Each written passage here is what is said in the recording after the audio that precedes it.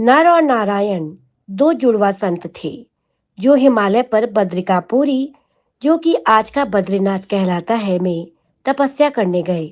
दोनों तपस्वी हिमालय पर्वत पर बद्री यानी कि बेर के पेड़ के नीचे ध्यान लगाने बैठ गए। नर और नारायण संत होने के साथ साथ कुशल योद्धा भी थे और एक ही रथ पर सवार होकर असुरों का वध करते थे।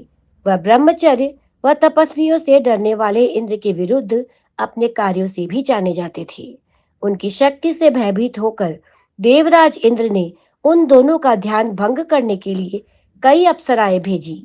जब नर ने इन दिव्य युवतियों को निकट आते देखा तो वे नारायण की ओर मुड़े और परामर्श किया।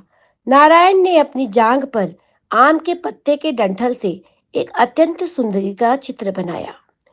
इसके परिणाम स्वरूप जो स्त्री यानी कि अप्सरा प्रकट हुई, वह इंद्र द्वारा भेजी गई सभी अप्सराओं से कहीं अधिक सुंदर थी। उस स्त्री का नाम उर्वशी रखा गया, क्योंकि वह नारायण के उरु यानी कि जांघ से प्रकट हुई थी। आगे चलकर वह इंद्र की सबसे प्रिय अप्सरा बनी। देवगढ़ के पुरा गुप्तकालीन मंदिर में पाई जाने वाली नर और नारायण की प्रतिमाएं भारत के मंदिरों में पाए जाने वाले सबसे पहली प्रतिमाएं हैं। इस छवि में नर की दो भुजाएं दिखाई गई हैं, जबकि नारायण की चार भुजाएं दिखाई है, जिससे यह सामान्य धारणा प्रमाणित होती है कि नर यानी कि पुरुष शिष्य है और नारायण यानी कि भगवान के अनुयायी हैं। ये कथा भागवत पुराण से ली गई है। बद्रिकापुरी में एक छोटा सा मंदिर उर्वशी का है। ऋग्वेद में उर्वशी नामक अप्सरा का उल्लेख है, जो पुरुरवा नामक राजा से प्रेम कर बैठी, किंतु उसे इंद्र के राज्य को लौटना पड़ा।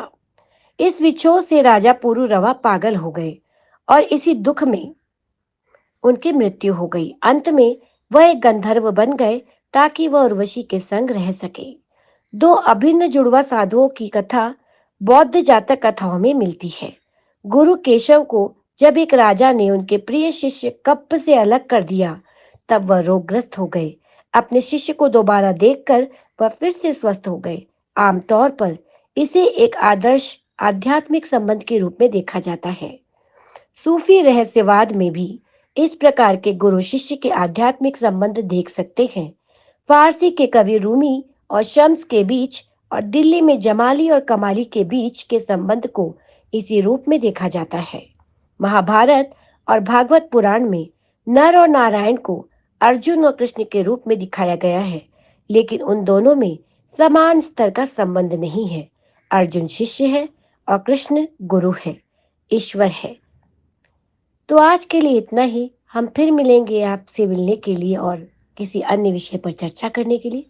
तब तक के लिए अपने और अपने परिवार का बहुत ख्याल रखें। नमस्कार।